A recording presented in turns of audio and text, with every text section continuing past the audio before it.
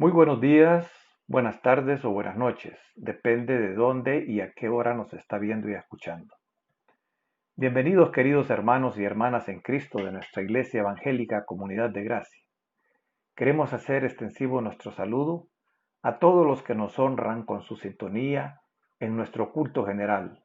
Les saludamos deseando que su tiempo con nosotros sea de mucho provecho. Agradecemos a Dios por permitirnos estar en esta segunda jornada. Mi nombre es Oscar López y los invito a preparar su corazón para recibir la palabra de Dios. El culto que celebramos hoy 30 de agosto es precisamente para adorar a nuestro bendito Dios y Padre Celestial. Asimismo dar gloria a nuestro Señor Jesucristo. Creemos que puede ser un tiempo de regocijo para nuestra alma. Nuestra Iglesia Evangélica Comunidad de Gracia se complace por su asistencia a nuestro culto dominical a través de esta plataforma digital. Este domingo se nos continuará predicando el juicio de los gentiles sobrevivientes en su 15ª parte, dirigido por nuestro pastor Julio Durón. Por favor, abran sus Biblias en la carta a los Romanos, capítulo 6, versos 17 al 18. En el Nuevo Testamento podemos encontrar precisamente la carta a los Romanos. Leeremos lo siguiente. Dice así la palabra de Dios. Pero gracias a Dios, que aunque erais esclavos del pecado, habéis obedecido de corazón a aquella forma de doctrina a la cual fuisteis entregados, y libertados del pecado, vinisteis a ser siervos de la justicia. Se nos habla a cristianos que hemos creído, poniendo nuestra fe para salvación en la persona de nuestro Señor Jesucristo y su obra en la cruz. Acompáñeme y oramos de la siguiente manera. Padre eterno, aunque físicamente no estemos juntos, pero sabemos que nuestro gran Dios escucha el llamado de sus hijos en todas partes. Oramos por las familias de nuestra Iglesia Evangélica Comunidad de Gracia, cuyos miembros están confiando plenamente en la voluntad de nuestro Señor. Te pedimos para que los que no han llegado a ser hijos de Dios reconozcan la necesidad de nuestro Señor Jesucristo en sus vidas y para que lo busquen en espíritu y en verdad. Nuestro deseo y oración más profundo es que cada familia de la Iglesia Evangélica Comunidad de Gracia pueda tener una reunión estrecha con Dios y a los que no conocen a Cristo puedan ser cambiados por su amor redentor. A Dios sea la gloria en el nombre de nuestro Señor Jesucristo. Amén. En el siguiente segmento los animo a que nos unamos para entonar himnos al Señor de nuestro himnario. Celebremos su gloria.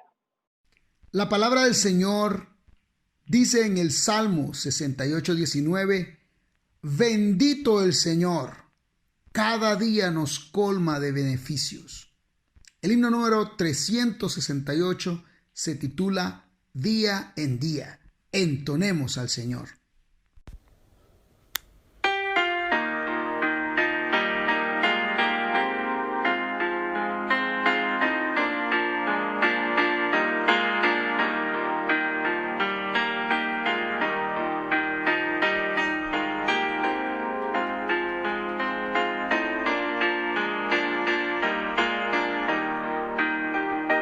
Día, Cristo está conmigo,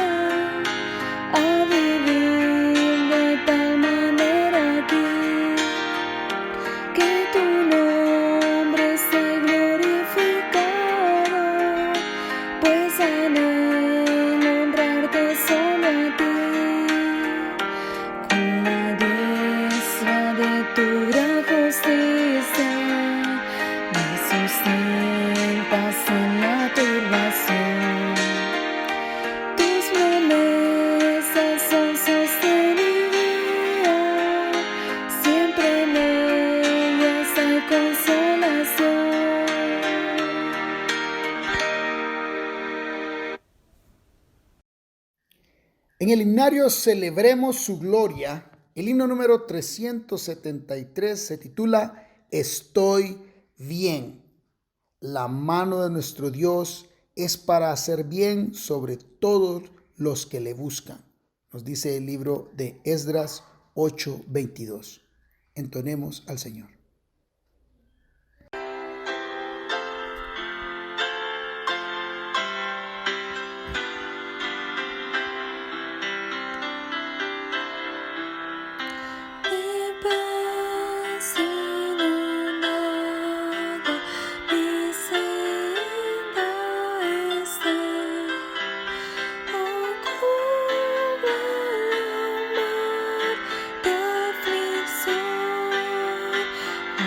Quiera que sea mi ser, te diré, estoy bien, tengo paz, gloria a Dios. Estoy bien, gloria a Dios. Tengo paz en mi ser, gloria a Dios. Todavía la prueba me tienta Satán, amarga mi fe, mi amor, pues Cristo comprende mis hechas de afán y su sangre obrará en mi favor. Estoy bien, gloria a Dios. Tengo paz en mi ser, gloria a Dios. Feliz yo me siento al saber que Jesús libróme de yugo opresor. Quitó mi pecado, clavólo en la cruz. Gloria demos al buen Salvador. Estoy bien, gloria a Dios. Tengo paz en mi ser, gloria a Dios.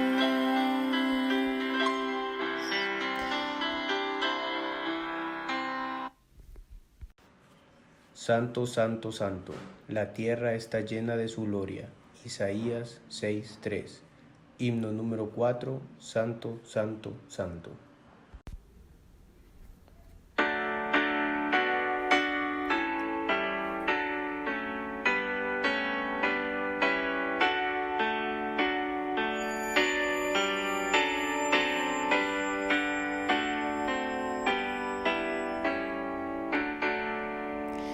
Santo, santo, santo, Señor omnipotente, siempre labio mío, loores te dará.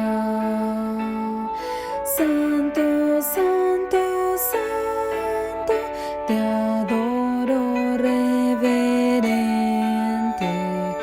Dios en tres personas, bendita Trinidad.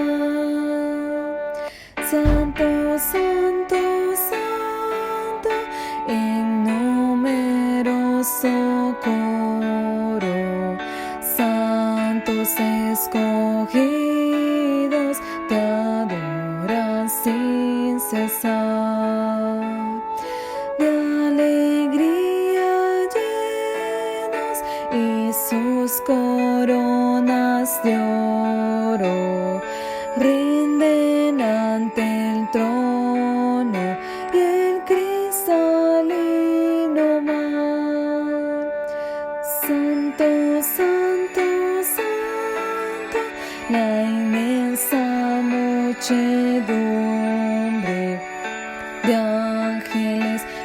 se cumplen tu santa voluntad. Ante ti se postra, bañada de tu lumbre, ante ti que has sido, que eres y serás. Santo, santo, santo, por más que estés velado, imposible sea tu gloria contemplar. Santo, tú eres solo y nada hay a tu lado, en poder perfecto, pureza y claridad. Nos ha dado preciosas promesas. Segunda de Pedro 1:4. Himno 273. Todas las promesas.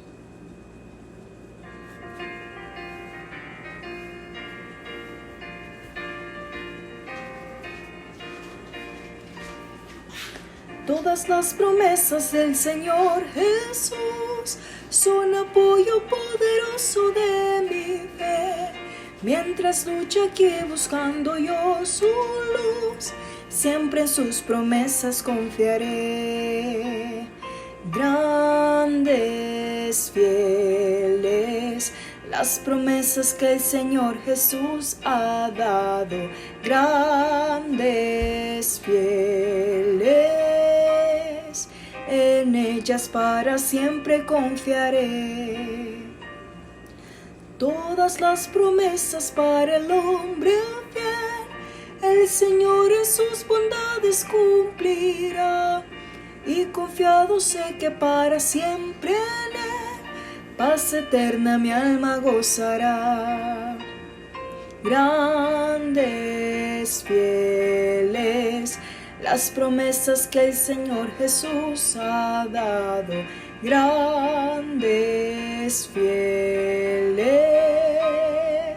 en ellas para siempre confiaré. Todas las promesas del Señor serán con su fuerza en nuestra vida terrenal.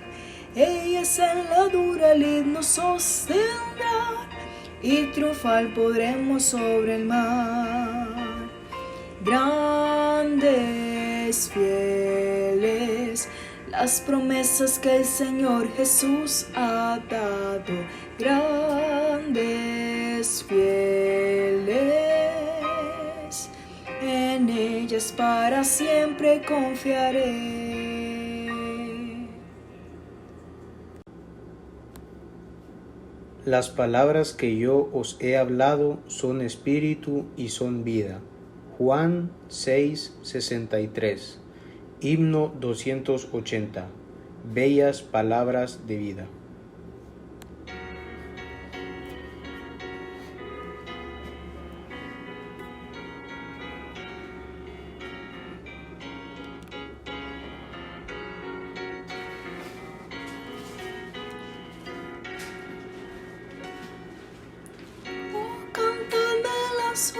Otra vez, bellas palabras de vida, hallo en ellas mi gozo y luz, bellas palabras de vida, sí, de luz y vida, son sostén y guía, qué bellas son, qué bellas son, bellas palabras de vida, qué bellas son, qué bellas son, bellas palabras de vida. Jesucristo a todos da bellas palabras de vida, huye su dulce voz mortal, bellas palabras de vida. Bondadoso te salva y al cielo te llama. qué bellas son, bellas palabras de vida. Qué bellas son, bellas palabras de vida. Grato el cántico sonará, bellas palabras de vida. Tus pecados perdonará, bellas palabras de vida. Solo Cristo redime, vida nueva te ofrece. Qué bellas son, bellas palabras de vida. Qué bellas son, bellas palabras de vida. Enseguida queremos compartir con ustedes información muy importante y que ustedes deben de conocer. Si usted desea apoyar para que juntos hagamos posible la construcción de nuestro templo, puede hacer sus donaciones en las siguientes cuentas de ahorro. Banrural, cuenta número 0270 1010 000 461. Repito el número de la cuenta de Banrural: 0270 1010 000 461. BAC, cuenta número 74 39 73 411. Repito el número de la cuenta de BAC: 743 973 411. En el Banco Atlántida tenemos la cuenta número 013 72 025 7410. Repito el número de la cuenta de Banco Atlántida: 013 72 025 7410. Y confirmar sus donaciones a la administración de nuestra iglesia al celular número 9594 4357 con el hermano Guillermo Zamora.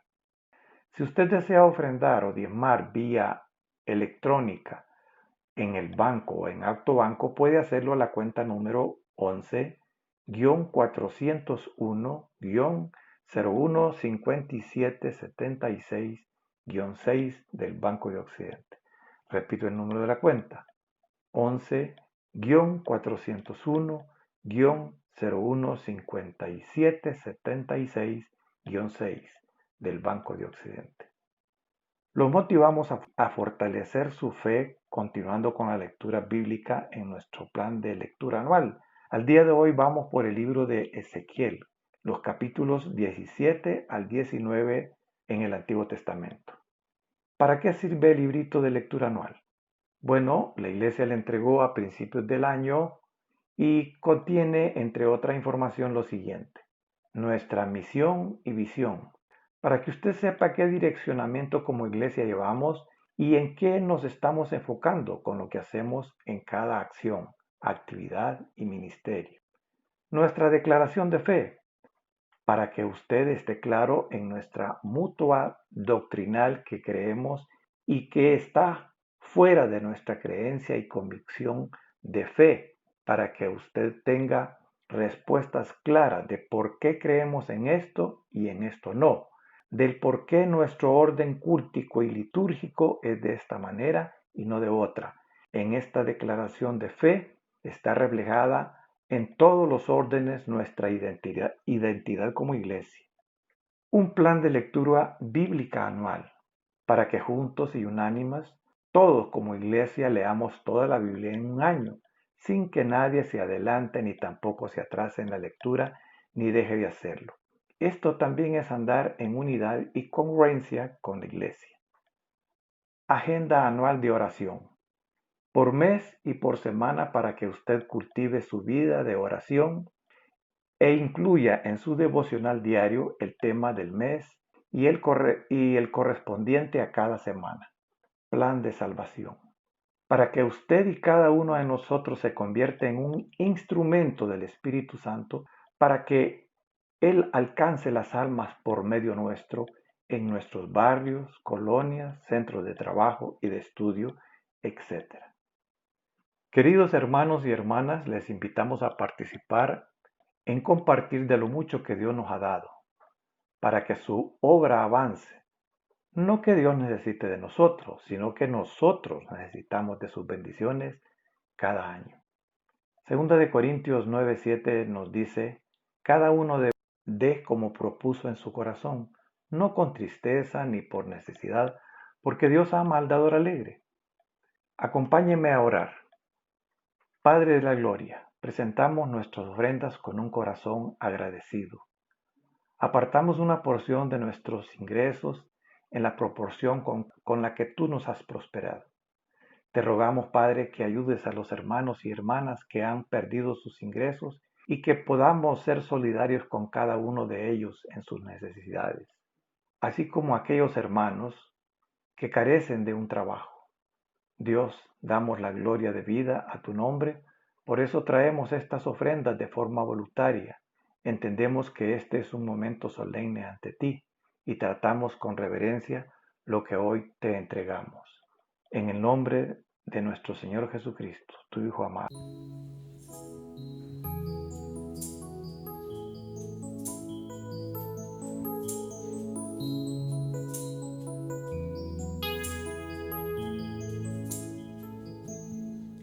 ¿Por qué buscas en la tumba aquel que vivo está?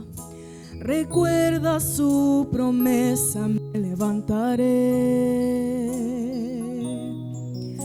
La piedra removida, su cuerpo no se halló. Ha llegado el tercer día, el Señor resucitó. Bendito sea el Dios y Padre del Señor Jesús, quien vive hoy. Esperanza viva, tengo vida junto a Él. Me dio y de la muerte me resucitó.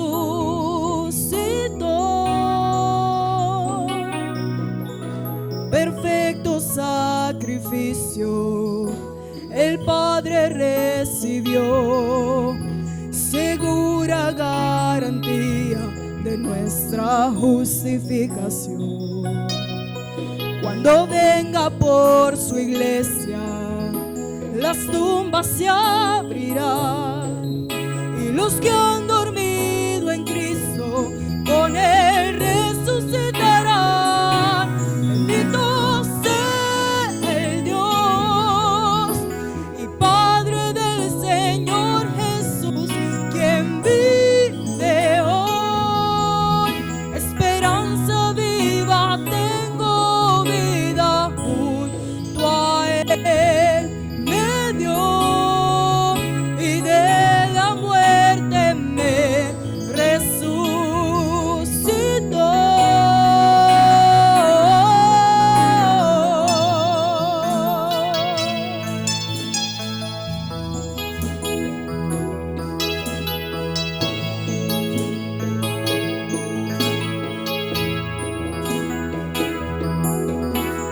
¿Dónde está, oh muerte, tu aguijón? Sepulcro, ¿dónde tu victoria? Si Cristo con su muerte te venció, del pecado Él nos liberó y ha reclamado su victoria. La tumba no lo pudo retener, Él vive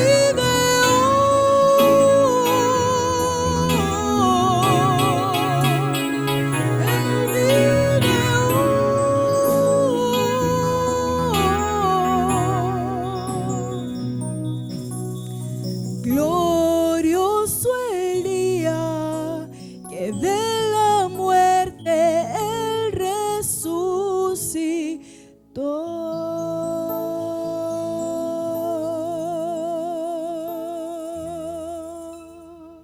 Dios les bendiga, hermanos.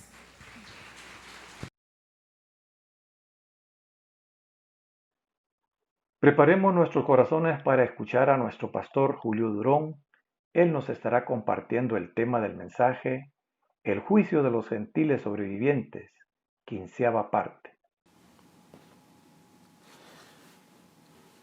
Muy buenos días, hermanos, qué bendición podernos encontrar ya en el mes de septiembre.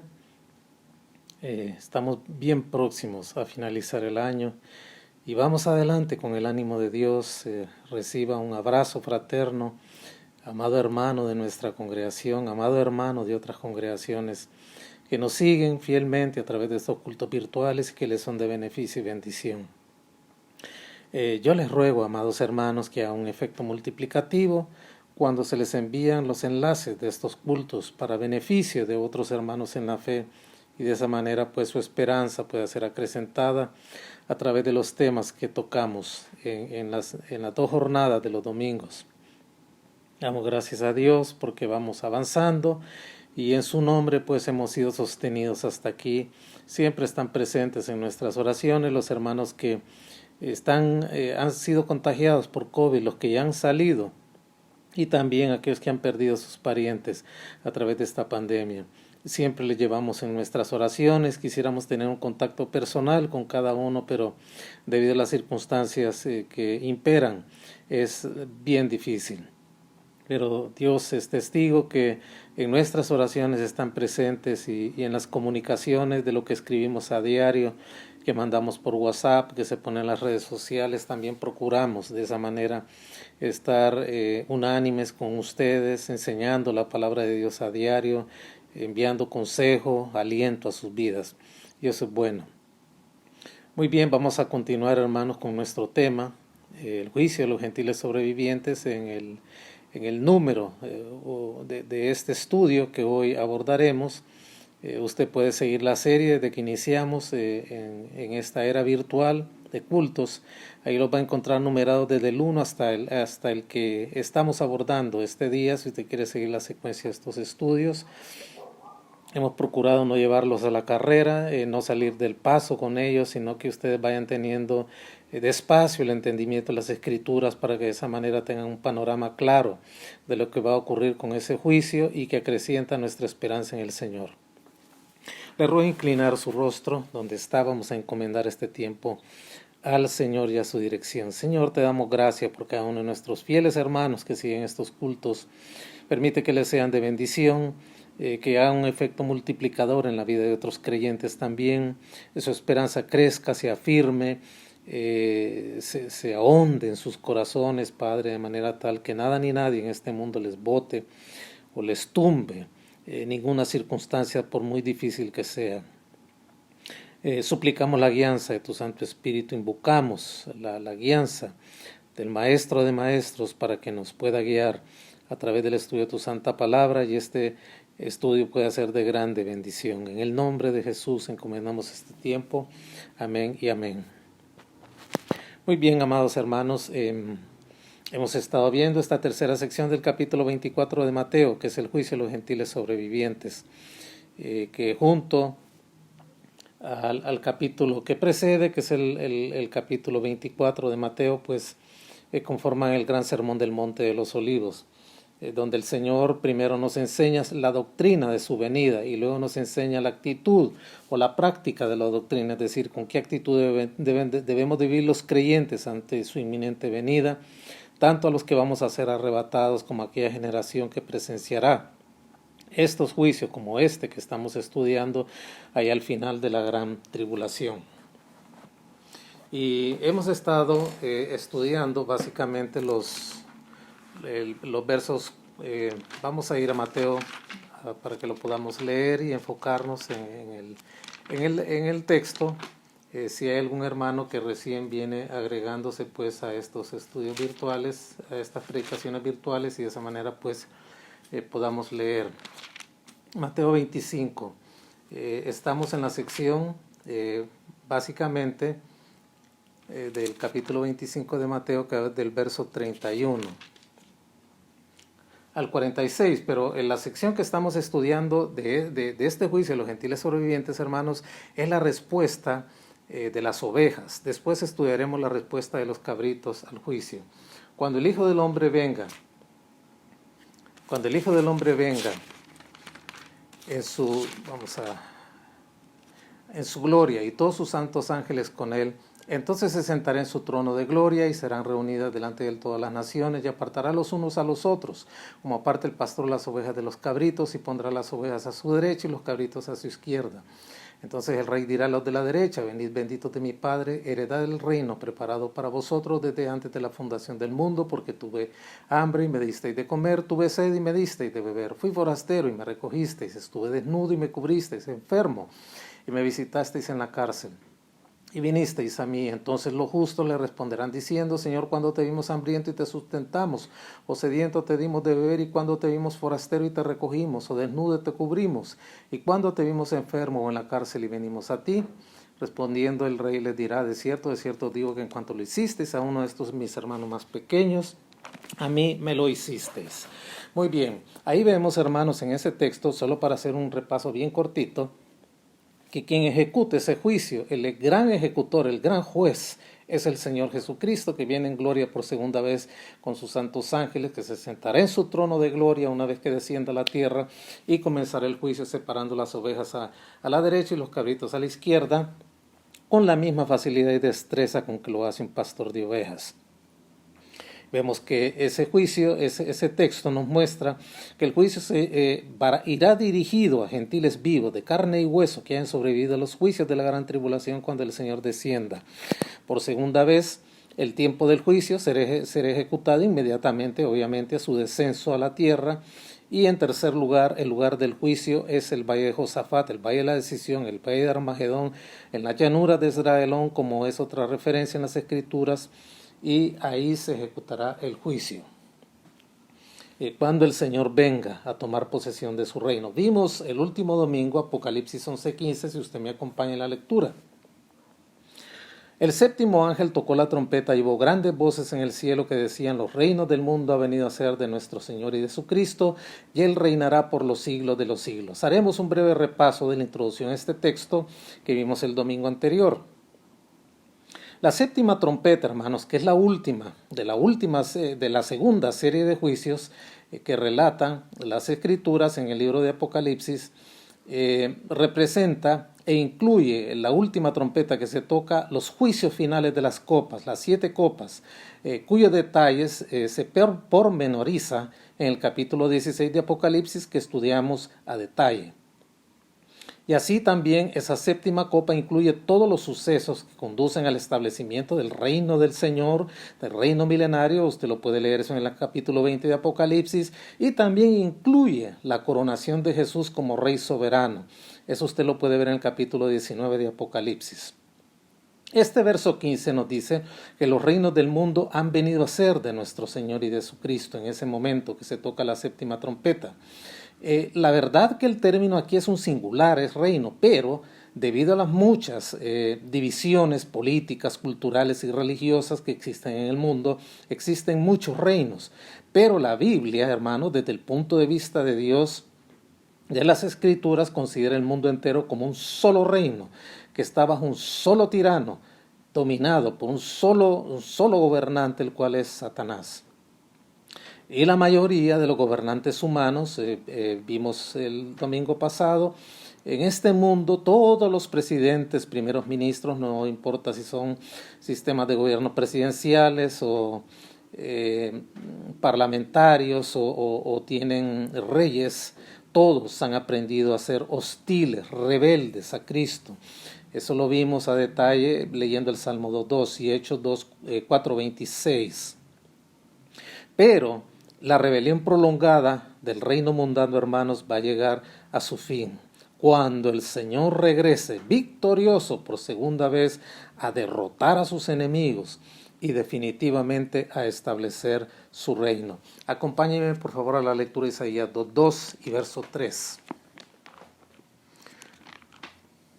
Isaías capítulo 2, verso 2 y verso 3. Vamos a leer ahí. Nos dice de la siguiente manera: Acontecerá en lo postrero de los tiempos que será confirmado el monte de la casa de Jehová como cabeza de los montes, y será exaltado sobre los collados, y correrán a él todas las naciones, y vendrán muchos pueblos, y dirán: venid, subamos al monte de Jehová, a la casa del Dios de Jacob, y nos enseñará sus caminos, y caminaremos por sus sendas.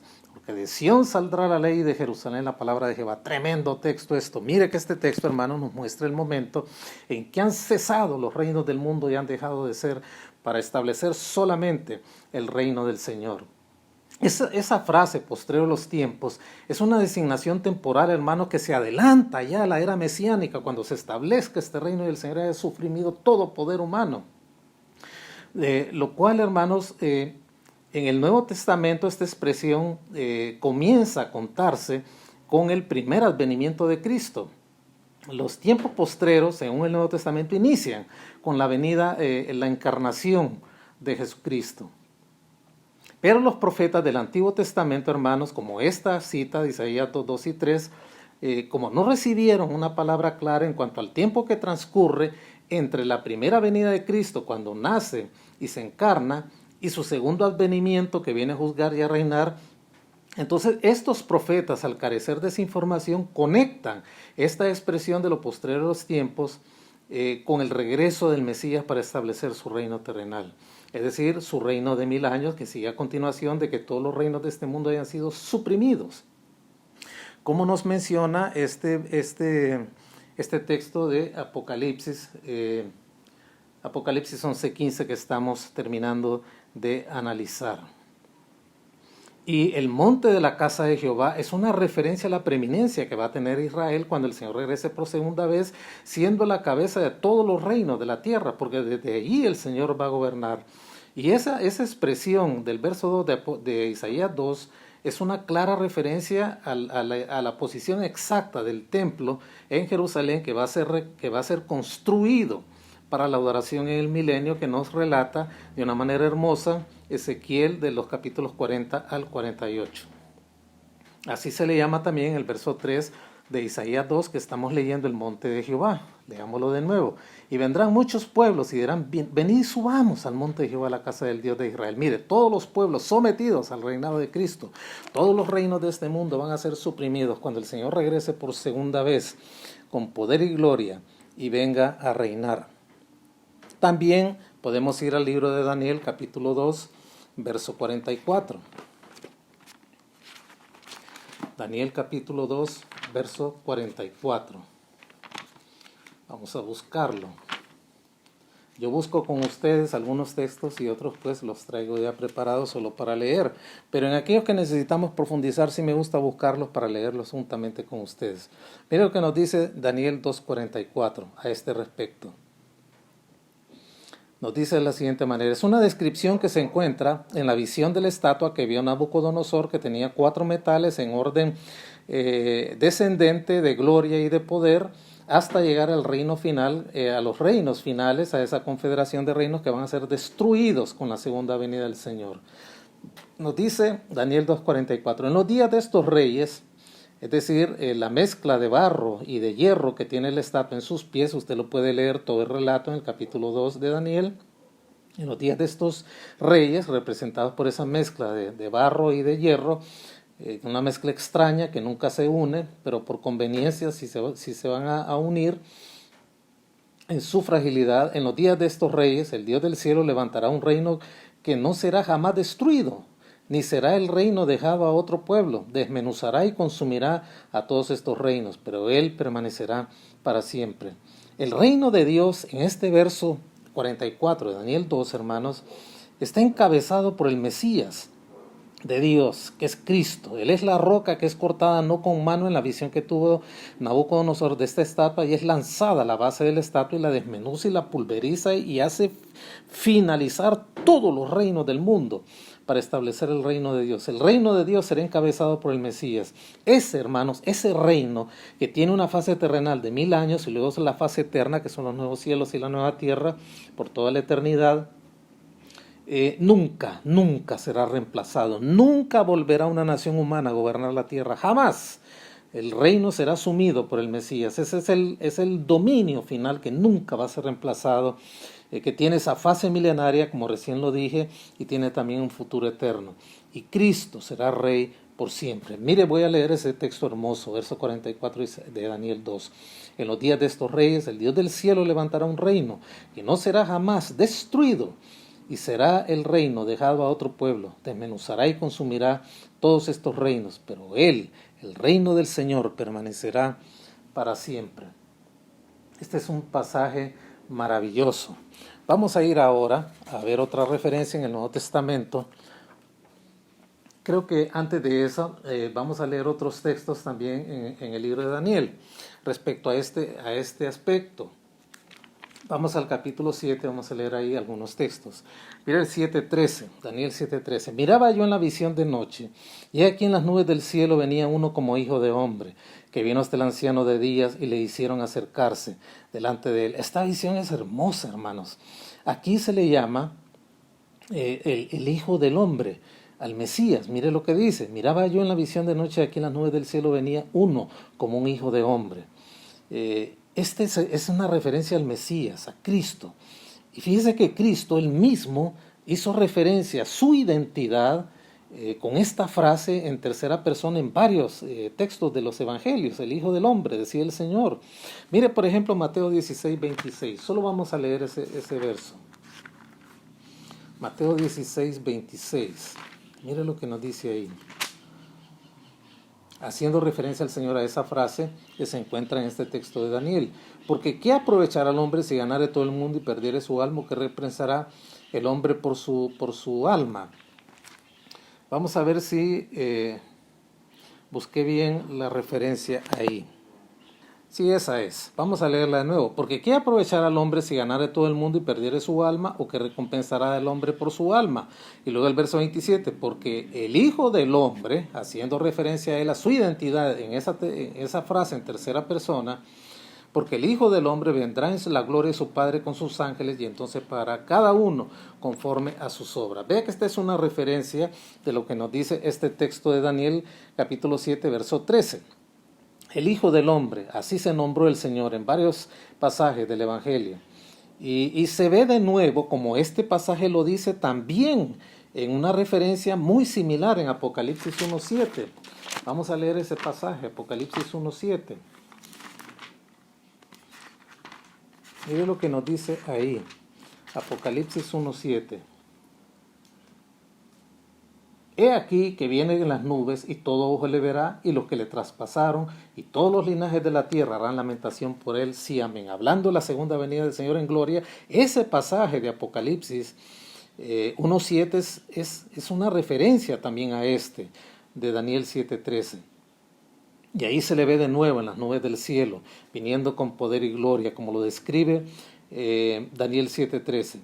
Y aquí se distingue el Señor del anciano de días, que es el Padre eterno, porque es el anciano de días quien corona al Mesías, a este Hijo del Hombre, para ejercer su dominio universal, como lo leímos en Daniel 2:44. En los días de estos reyes, el Dios del cielo levantará un reino que no será jamás destruido, ni será dejado el reino dejado a otro pueblo. Desmenuzará y consumirá a todos estos reinos, pero él permanece para siempre. Y el anciano de días es el que corona al Hijo del Hombre, que se ve venir en las nubes en este texto, para que ejerza su reino universal. Y en este caso, hermanos, al hablar de anciano de días, es un aspecto de longevidad que no necesariamente está ligado a ser un ser decrépito o frágil, sino más bien nos está hablando de la eternidad y la sabiduría que Dios tiene para juzgar. Ahí mismo puede ver el verso 9 de este capítulo 7 de Daniel. Estuve mirando hasta que fueron puestos tronos, y se sentó un anciano de días, cuyo vestido era blanco como la nieve, y el pelo de su cabeza como lana limpia. Su trono, llama de fuego, y las ruedas del mismo fuego ardiente. Esa es una referencia a la sabiduría infinita de Dios que tiene para juzgar, sin lugar a dudas. Vamos ahora también al verso 14, al verso 18 de Daniel. Vamos a ver el verso 18. Hablando de este reino que va a ser establecido cuando el Señor regrese por segunda vez. Nos dice de la siguiente manera. Entonces, Daniel 7:18. Vamos a ver. Después recibirán el reino los santos del Altísimo y poseerán el reino desde el siglo hasta el siglo eternamente. Maravilloso pasaje este verso 18. En este libro, hermanos, él nos dice, después recibirán, el verso 18 del capítulo 7 de Daniel, el reino, los santos del Altísimo, poseerán el reino del siglo eternamente y para siempre. Los santos del Altísimo. Este libro insiste, hermanos, en que Dios está por encima de todos los dioses. Eso lo dice el capítulo 2, verso 47, el 3:29 también. Y así lo reconocieron también Melquisedec y Abraham. Tal vez usted puede recordar esas referencias en Génesis 14:19. Vamos a leer Génesis 14:19. Génesis 14:19. Vamos a leer ahí un poco.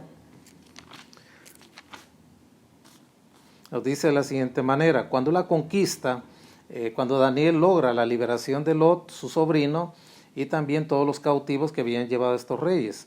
Nos dice de la siguiente manera. Y le bendijo, diciendo, bendito Abraham, Abraham del Dios Altísimo, creador de los cielos y de la tierra. De esa manera reconoció Melquisedec la grandeza de Dios por encima de cualquier otro Dios. Y podemos ver también el 4:35. Vamos a leer, vamos a ver la cita. El verso 20 también, de la siguiente manera. Bendito sea el Dios Altísimo que entregó tus enemigos en tu mano y le dio a Abraham los diezmos de todo.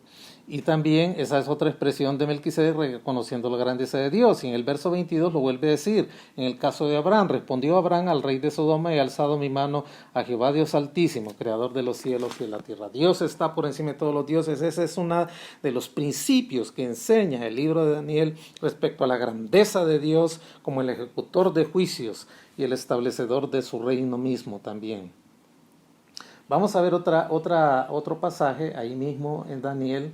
El verso 22 y el verso 27 de este capítulo 7. Hasta que vino el anciano de días y se dio el juicio a los santos del Altísimo y llegó el tiempo y los santos recibieron el reino. Los creyentes, hermanos, entrarán al reino en su fase milenaria en la tierra, después del juicio de los gentiles sobrevivientes, tras la segunda venida de Cristo, y poseerán vida eterna, continua, sin interrupción, durante el estado eterno, sin lugar a dudas. Y vamos a leer finalmente el verso 27 de Daniel capítulo 7. Y que el reino y el dominio y la majestad de los reinos debajo del cielo sea dado al pueblo de los santos del Altísimo, cuyo reino es reino eterno, y todos los dominios le servirán y le obedecerán. Aquí nos dice claramente, hermanos, que el reino tiene una fase temporal y una fase eterna. ¿Quiere usted entender esos dos aspectos del reino? Aquí lo dice, el reino y el dominio y la majestad de los reinos debajo de todo el cielo, es decir, en la tierra física, será dada al pueblo de los santos del Altísimo. Ahí nos está hablando del reino milenario de Cristo tras su segunda venida en gloria y el establecimiento del juicio de los gentiles sobrevivientes para establecer su reino en su fase terrenal de 1000 años. Y luego nos habla de la fase eterna, y el reino es reino eterno y todos los dominios le servirán y le obedecerán. Eternidad sin fin, sin lugar a dudas. Pasemos ahora, hermanos, a hoy sí, a la cita que teníamos preparada, el Evangelio de Lucas, capítulo 1, versos 31 al 33. Nos dice de la siguiente manera. Y ahora concebirás en tu vientre y darás a luz un hijo y llamarás su nombre Jesús. Este será grande y será llamado Hijo del Dios Altísimo. Y el Señor Dios le dará el trono de David su padre y reinará sobre la casa de Jacob para siempre y su reino no tendrá fin. Fíjese que aquí, hermanos, en el verso 32 de este pasaje que acabamos de leer de Lucas 1, el 31 al 33, nos dice que Cristo será grande y será llamado Hijo del Altísimo. Será grande, hermanos, también esta misma promesa se le dio a Juan el Bautista. Sin embargo, Si usted nota en la lectura del verso 32, el título que sigue hace la diferencia con respecto a Cristo. Aquí lo dice, y será grande y será llamado Hijo del Altísimo. En el caso, hermanos, de Juan el Bautista respecto a esta promesa de que sería grande, pero sería llamado profeta del Altísimo. Pero respecto a Cristo se dice que será grande, igual como se le dijo a Juan el Bautista, pero será Hijo del Altísimo. Y la Septuaginta, al traducir esta expresión hebrea del Hijo del Dios Altísimo, usa el término del Elión, es decir, el Dios soberano. Y cuando usted llama hijo a uno de sus hijos, está hablando de una manera implícita que ese hijo porta las cualidades de su padre, las mismas. Entonces la palabra hijo es una forma de aludir a la igualdad mutua que existe entre el padre y el hijo, sin lugar a dudas, es decir, entre ambos. Cuando el ángel aquí le dice a María que su hijo será llamado Hijo del Dios Altísimo, lo que está diciendo el ángel aquí es que ese hijo va a ser igual al Dios Altísimo, hablando de la deidad de Cristo. Mire usted qué tremendo es este pasaje.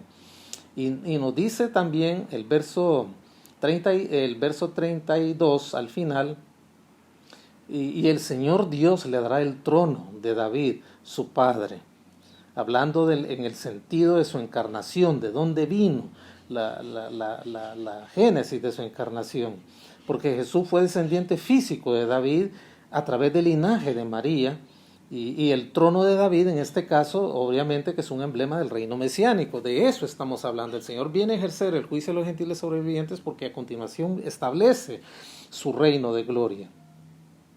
Y eso es importante entenderlo aquí. Y el verso 33 nos dice, de este primer capítulo de Lucas, de la siguiente manera: y reinará sobre la casa de Jacob para siempre, y su reino no tendrá fin. Aquí hace un énfasis bien fuerte en cuanto al carácter judío del reino milenario, porque nos dice sobre la casa de Jacob para siempre. Pero nos habla de la permanencia eterna, obviamente, del gobierno de Cristo sobre todos. Es decir, una vez que Cristo ejecute su juicio sobre los gentiles sobrevivientes y establezca su reino, todo poder humano literalmente queda suprimido para siempre. Y eso hay que entenderlo así. Regresemos al pasaje que nos está ocupando de Apocalipsis 11:15. Voy a leerlo de nuevo. El séptimo ángel tocó la trompeta y hubo grandes voces en el cielo que decían: los reinos del mundo han venido a ser de nuestro Señor y Jesucristo, y reinará por los siglos de los siglos. ¿Qué podemos decir en conclusión de este pasaje? Que por supuesto el reino será establecido por Cristo. Él gobernará sobre ese reino como juez y señor y sumo sacerdote también. Y podemos decir también que por supuesto este reino también le pertenece a Dios el Padre, sin lugar a dudas. Leamos por ejemplo el texto de Daniel 4, verso 3. Cuán grandes son sus señales y cuán potentes sus maravillas. Su reino es reino sempiterno y su señorío de generación en generación, haciendo una referencia a la pertenencia del reino a Dios. También podemos leer el texto de Daniel 6:26.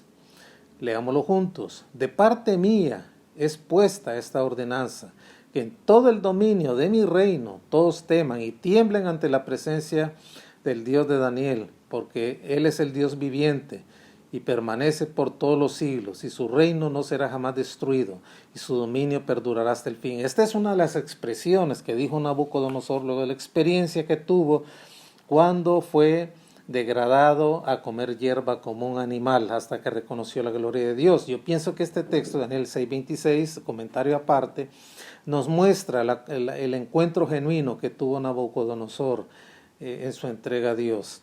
Y es maravillosa la declaración que hace. La voy a leer de nuevo, Daniel 6:26. De parte de mí es puesta esta ordenanza, que en todo el dominio de mi reino todos teman y tiemblen ante la presencia del Dios de Daniel, porque Él es el Dios viviente y permanece por todos los siglos, y su reino no será jamás destruido, y su dominio perdurará hasta el fin.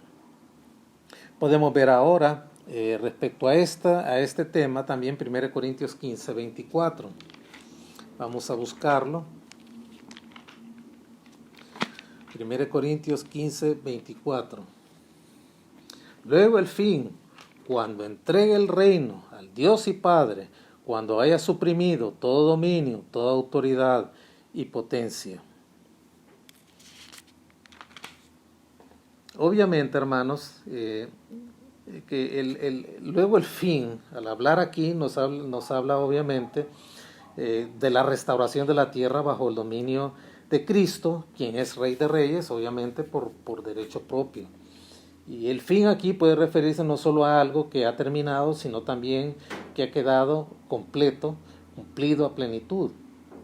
Y en la combinación de la historia de la humanidad, del mundo, hermanos, cuando Cristo haya tomado posesión del universo restaurado y haya reinado 1000 años, haya acabado la fase temporal de su reino en la tierra, todas las cosas volverán tal como Dios las diseñó en un principio, y sin lugar a dudas, en la gloria, sin pecado, con nuevos cielos y nueva tierra, ya en la fase eterna del reino. Y el Señor suprimirá definitivamente todo dominio, como lo dice Apocalipsis 11:15, que es el texto que estamos analizando, y va a conquistar la tierra y a sus enemigos de manera permanente, y va a retornar la tierra al estado original como Dios la creó, sin lugar a dudas, bajo el mando de Cristo. Toda rebeldía humana será suprimida y todo será entregado al Dios y Padre cuando haya suprimido todo dominio, toda autoridad y toda potencia, como dice este texto de 1 Corintios 15:24. Esto es maravilloso. Y obviamente que el lugar donde ocurrirá este juicio de los gentiles sobrevivientes y el juicio mismo ocurrirá cuando el Señor venga a tomar posesión de su reino, sin lugar a dudas. Vamos a leer otro pasaje en el libro de Apocalipsis, capítulo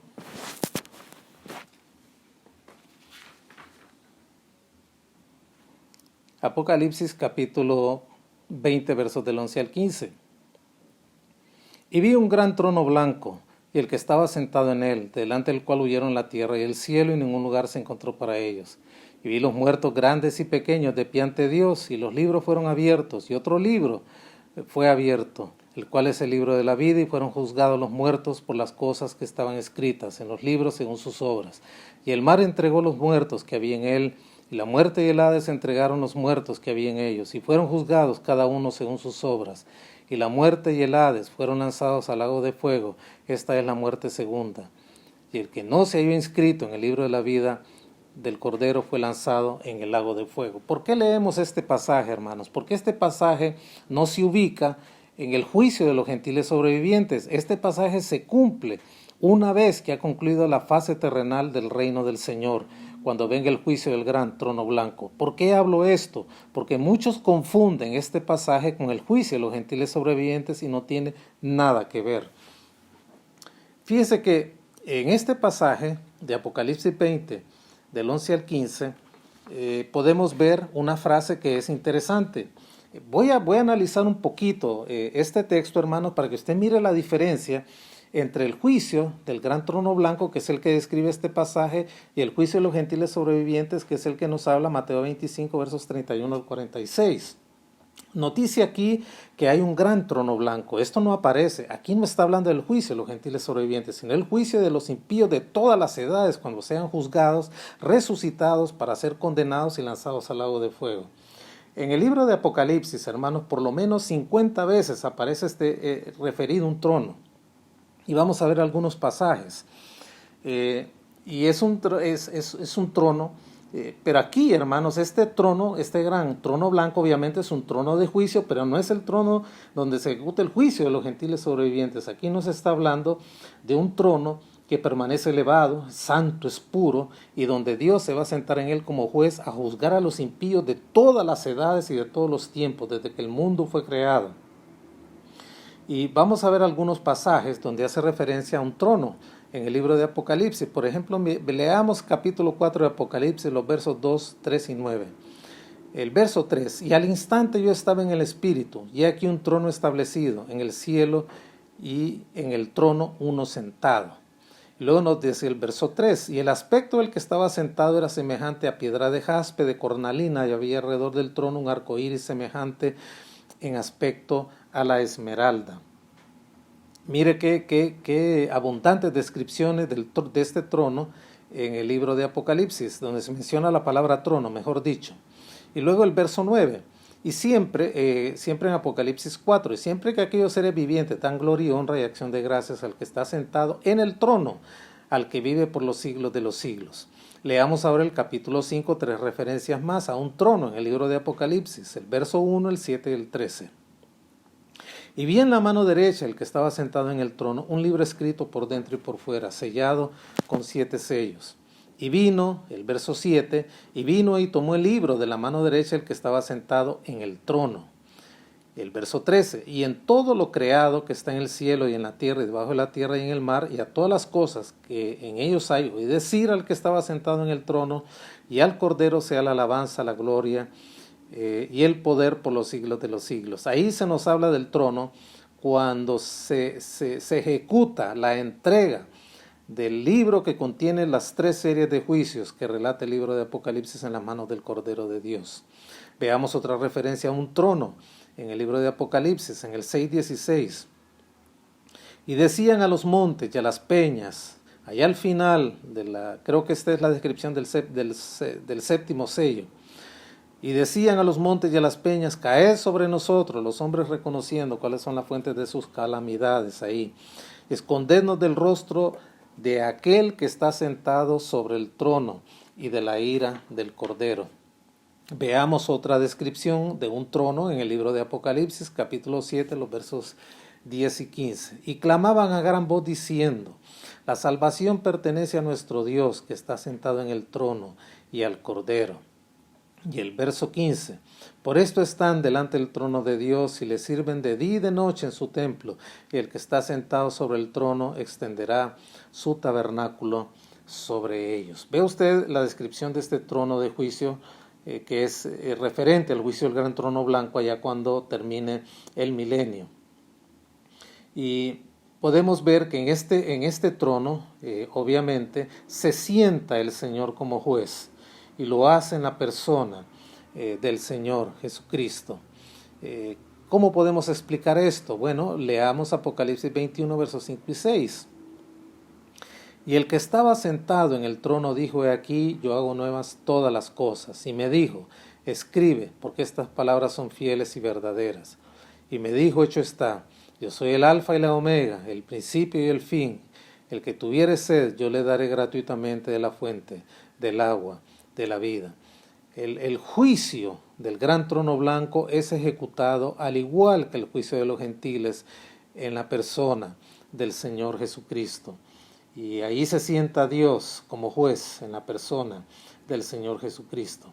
Y luego nos dice el verso 11 de este texto de Apocalipsis 20, vi un gran trono blanco y al que estaba sentado en él y delante del cual huyeron la tierra y el cielo, y ningún lugar se encontró para ellos. Se da cuenta, una vez que termine la fase terrenal del reino del Señor, desaparecen el cielo y la tierra como tal para dar paso a este juicio del gran trono blanco. Y Juan ve en este verso 11 cómo el universo viejo y contaminado al cual él ha pertenecido deja de existir. Y esta descripción la hace el apóstol Pedro, la descripción de ese momento en que esta tierra en la cual usted tiene puestas sus pies y ve en este momento, hermanos, esta tierra que todos conocemos deja de existir. Y Pedro hace una descripción tremenda de esta situación en 2 de Pedro 3, del 10 al 13. Pero antes de eso, de leer este pasaje, quisiera también leer un pasaje en San Juan 5 del 22 al 29, cómo nos muestra ahí el Señor en el Evangelio de Juan, cómo Dios le ha entregado a él toda la facultad de ejercer juicio, como rey soberano cuando él regrese por segunda vez. Leamos San Juan 5, versos 22 al 29. Vamos a leerlo juntos. Porque el Padre a nadie juzga, sino que todo el juicio dio al Hijo, para que todos honren al Hijo como honran al Padre. El que no honra al Hijo, no honra al Padre que le envió. De cierto os digo, el que oye mi palabra y que el que me envió tiene vida eterna, y no vendrá a condenación, mas ha pasado de muerte a vida. De cierto, digo, viene la hora y ahora es, cuando los muertos oirán la voz del Hijo de Dios y los que la oyeren vivirán. Porque como el Padre tiene vida en sí mismo, así también ha dado al Hijo el tener vida en sí mismo. Y también le dio autoridad de hacer juicio por cuanto es el Hijo del Hombre.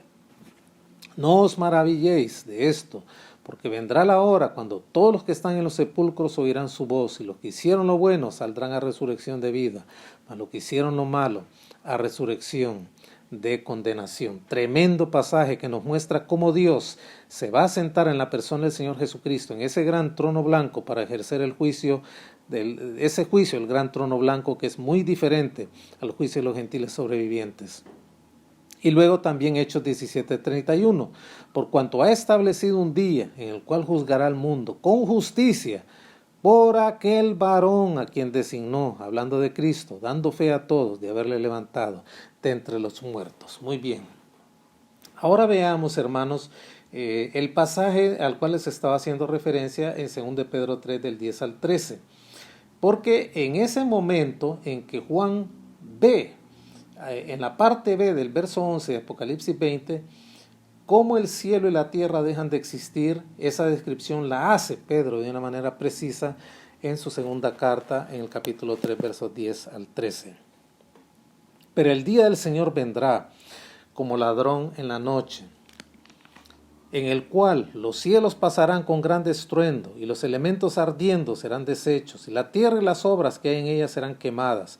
Puesto que todas estas cosas han de ser deshechas, ¿cómo no debéis vosotros andar en santa y piadosa manera de vivir, esperando y apresurándoos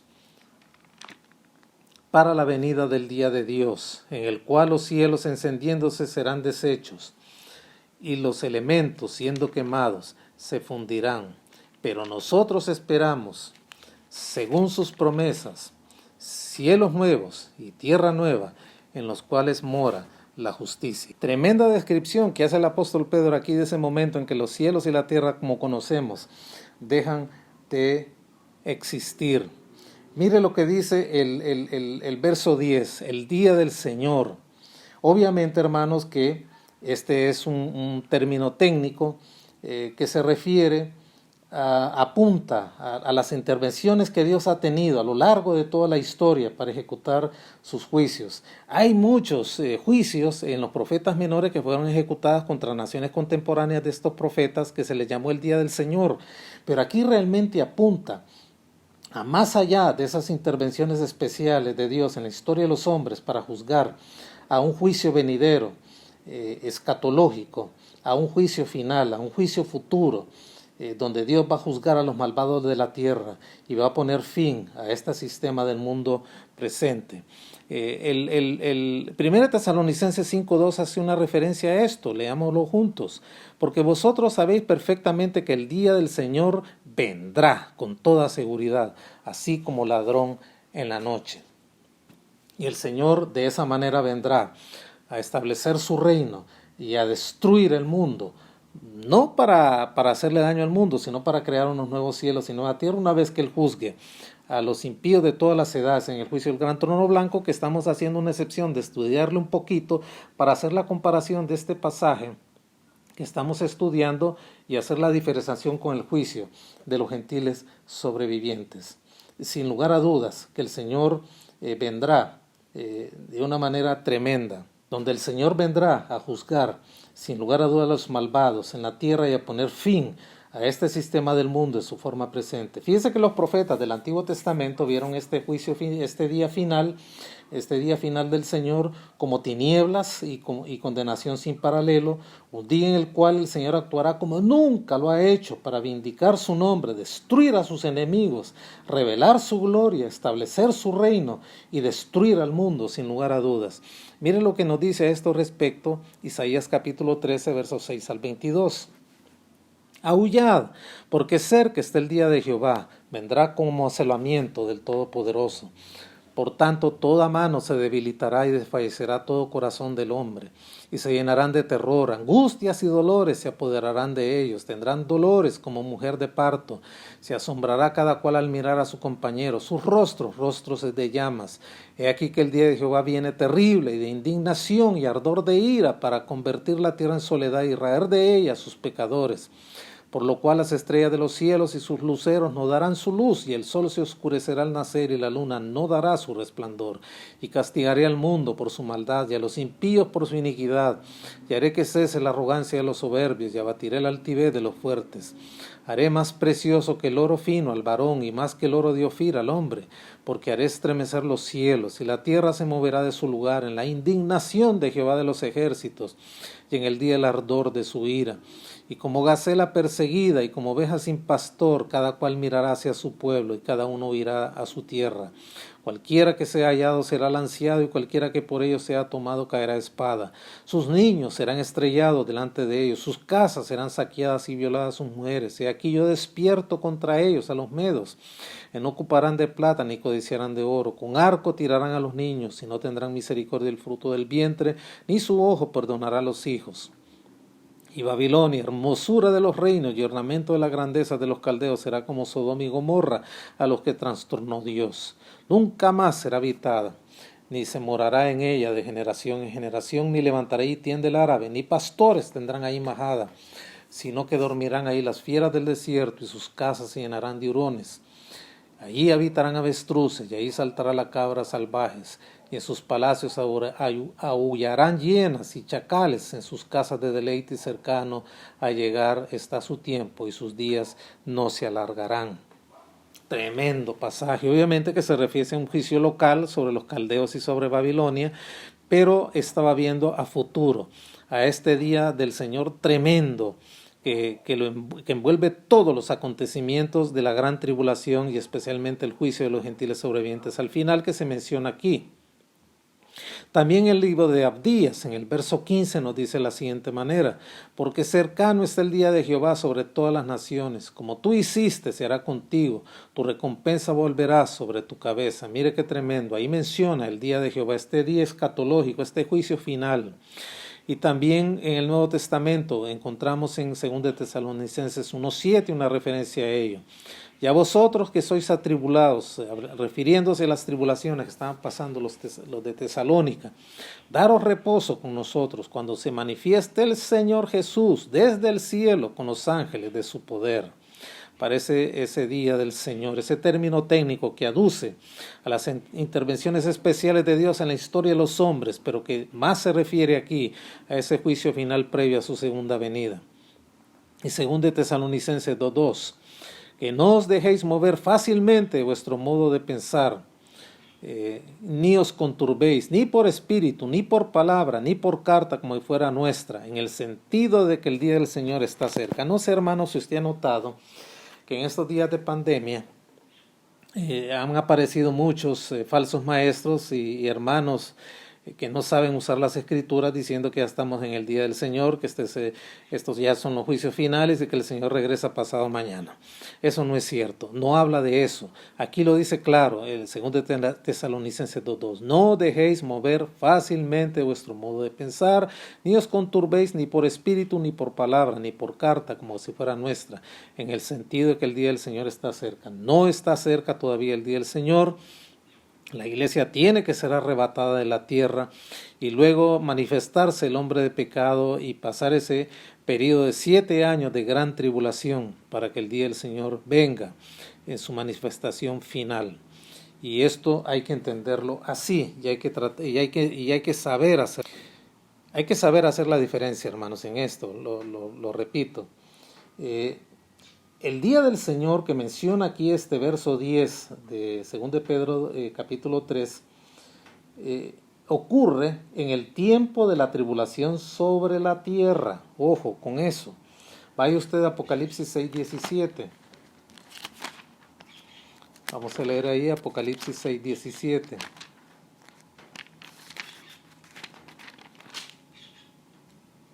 porque el gran día de su ira ha llegado, ¿y quién podrá sostenerse en pie? Está hablando de ese periodo de 7 años, donde comienza a manifestarse el día del Señor hasta que el Señor regrese por segunda vez. Y ahí hay una manifestación puntual del día del Señor durante la gran tribulación, que envuelve esos juicios, los juicios de los sellos, 7 sellos, 7 trompetas y 7 copas. Y luego, al final de los 1000 años, una vez que haya concluido la fase terrenal del gobierno del Señor, entonces, justo antes de la creación de los cielos nuevos y de la tierra nueva, se manifestará el día también del Señor. Ve el verso 13 de 2 de Pedro 3. Pero nosotros esperamos, según su promesa, cielos nuevos y tierra nueva en los cuales mora la justicia.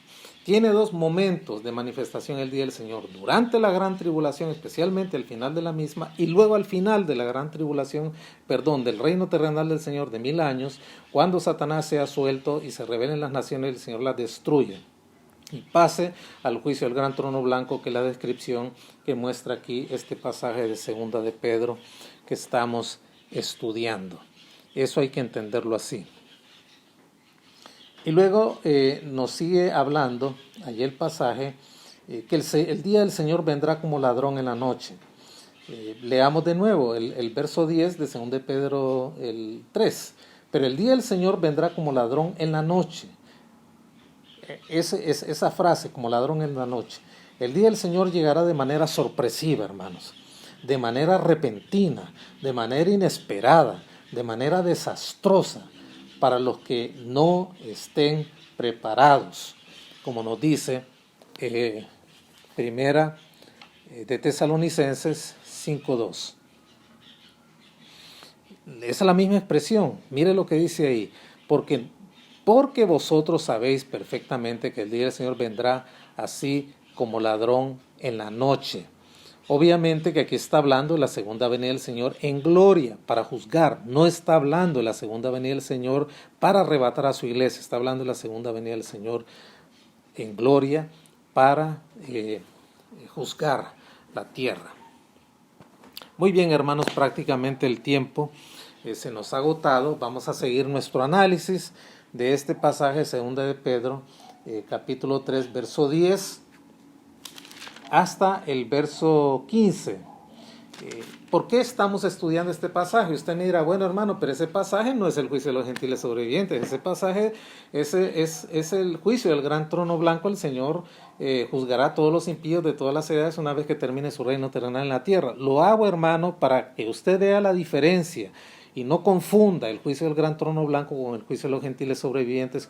El juicio de los gentiles sobrevivientes, repito, ocurre al final de la gran tribulación, cuando el Señor regrese por segunda vez para juzgar y para establecer su reino de gloria. El juicio del gran trono blanco, que es este paréntesis que he abierto para poderlo diferenciar del otro, ocurre al final del milenio, cuando sea destruida la tierra. Y entonces el Señor ejecute este juicio, resucite a los impíos, a los malvados de todas las edades y los juzgue para luego dar paso a los nuevos cielos y a la nueva tierra. Muy bien. Vamos a orar para entregar este tiempo al Señor y le agradezco su atención, hermano. Espero que le haya sido bendición este pasaje y saque conclusiones hermosas sobre su propia vida, como lo vamos a ver al final del análisis de este pasaje que hemos visto. Hemos comenzado a analizar de 2 Pedro 3, 10 al 15, y así pues usted pueda acrecentar su esperanza y afirme su esperanza en el Señor. Amado Dios, te damos gracias infinitas por la oportunidad de poder estar con nuestros amados hermanos este día. Te suplicamos bendición y favor sobre cada una de sus vidas. Permite que este resto del día lo vivan para ti, Padre. Es el día de reposo para los creyentes, es el día del Señor, el día domingo, que la iglesia apartó desde los inicios de la misma. Yo suplico, Padre, que estos pasajes hayan sido de meditación, de auscultación, Padre, y de una ventana esperanzadora que se abra para acrecentar nuestra fe en estos momentos difíciles que el mundo entero está pasando.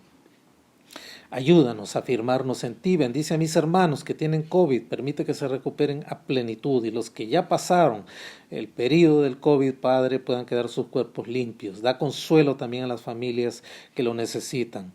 Y permite también, Padre amado, que aquellos que han perdido seres queridos sean confortados sus corazones. Hay empleo para todos, mis hermanos. No pasen necesidades, Padre. Y hay alimentos en sus casas. Te damos gracias infinitas por podernos reunir este domingo y estudiar tu santa palabra. Bendícenos a todos en el precioso nombre de Jesús. Amén y amén. Y yo ruego, hermanos, que podamos despedir este culto con mi amado hermano que nos está presidiendo y él nos guiará en el segmento final de este culto. Que Dios les bendiga a todos. Un abrazo. El Señor me les bendiga.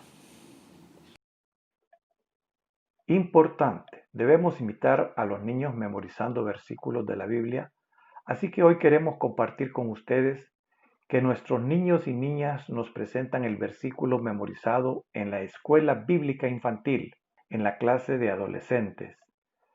La niña Leili Abigail Barrios Castillo, dirigida por su maestra Marcela Mejía. Versículo bíblico, Proverbios 10:1. Proverbios 10:1. El hijo sabio alegra al padre, pero el hijo necio es tristeza de su madre. Proverbios 10:1. Nos despedimos dando gracias a Dios por su favor de permitirnos escuchar su santa palabra.